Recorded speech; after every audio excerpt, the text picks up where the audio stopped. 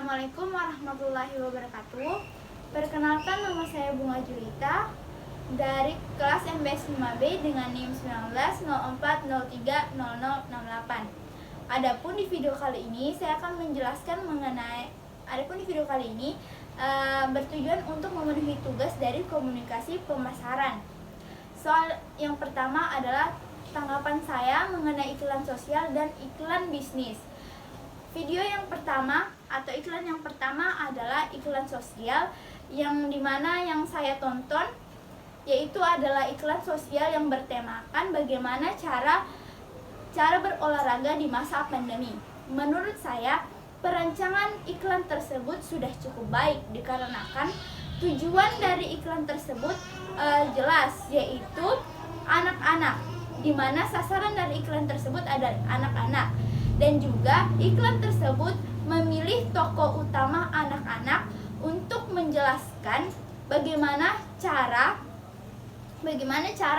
melakukan olahraga di masa pandemi, yang sekiranya pada masa pandemi orang-orang dilarang untuk keluar rumah.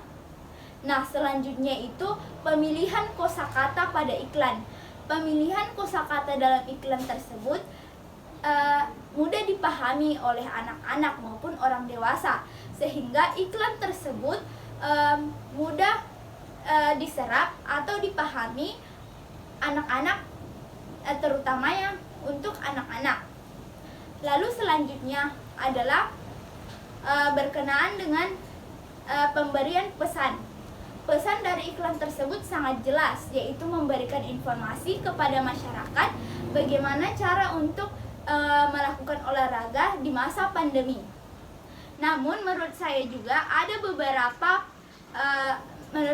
terdapat kekurangan dari perancangan iklan tersebut, yaitu menentukan tokoh dalam iklan tersebut. Di mana tokoh yang dipilih ini adalah anak kecil yang kurang dikenali publik atau anak-anak. Alangkah lebih baiknya ketika iklan tersebut menggunakan tokoh anak kecil yang saat ini sedang naik daun namanya.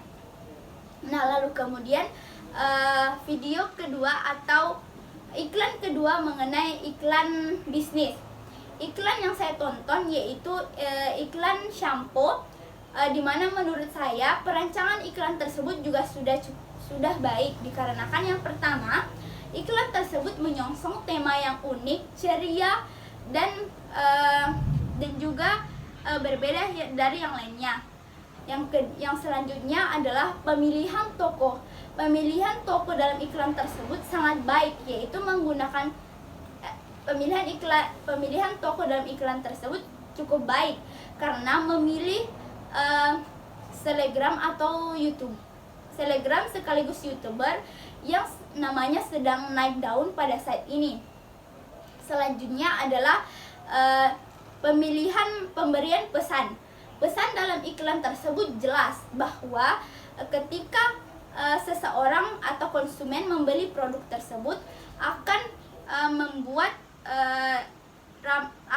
rambut dari konsumen tersebut terlihat lebih indah. Lalu untuk tapi menurut saya juga iklan tersebut memiliki kekurangan yang dikarenakan iklan tersebut memilih tokoh atau peran utama di iklan tersebut adalah laki-laki, di mana notabene-nya iklan shampoo biasanya identik dengan perempuan yang berambut panjang dan yang memiliki rambut yang indah. Dan selanjutnya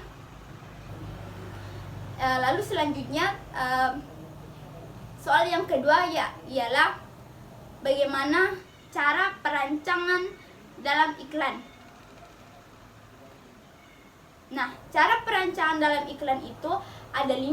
Yang pertama, menentukan misi. Menentukan misi ini penting dalam sebuah pembuatan iklan, yaitu menentukan tujuan atau sasaran utama dari iklan tersebut. Yang kedua ialah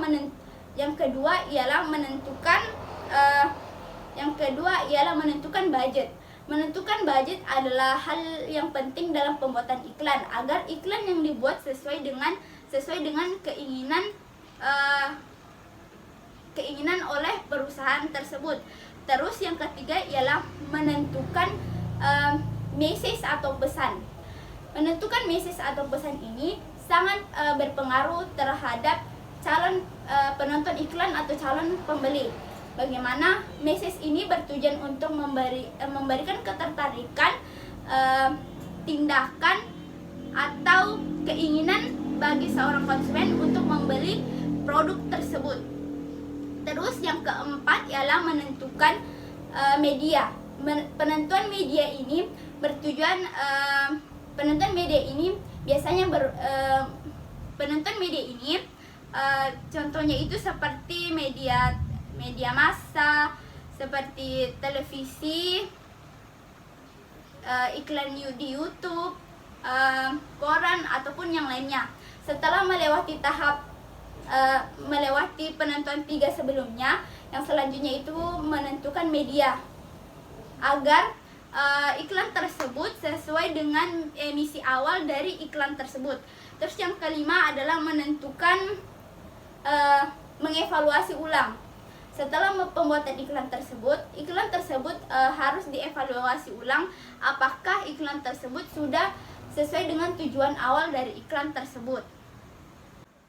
Pembahasan yang ketiga ialah mengenai pentingnya public relation bagi sebuah perusahaan atau organisasi. Menurut saya, public relation ini sangat penting bagi sebuah organisasi maupun perusahaan karena bertujuan untuk membangun hubungan dari luar, terutama bagi masyarakat, di mana perusahaan akan berusaha untuk memberikan informasi, sosialisasi, dan membuat program-program untuk membuat perusahaan tersebut memiliki citra yang baik di kalangan masyarakat. Lalu pembahasan yang keempat mengenai perbedaan komunikasi pemasaran level massa dan komunikasi pemasaran level global. Walaupun sama-sama berhubungan dengan hal layak ramai, komunikasi pemasaran level global ini lebih menekankan kepada bagaimana suatu perusahaan diterima di negara lain. Sedangkan komunikasi pemasaran level massa ini lebih menekankan bagaimana sebuah perusahaan dapat memberikan citra yang baik dengan cara memberikan seluruh hubungan stakeholder, baik itu dari dalam maupun dari luar. Dari dalam contohnya itu karyawan, pegawai, dan lainnya. Sedangkan stakeholder dari luar itu seperti komunitas, sosial budaya, media massa, hukum, politik, dan lain-lainnya. Dan itulah video penjelasan dari saya untuk memenuhi tugas komunikasi pemasaran, sekiranya dapat menjadi pertimbangan untuk dosen dalam menentukan penilaian saya. Sekian, wabillahi taufiq wal hidayah. Wassalamualaikum warahmatullahi wabarakatuh.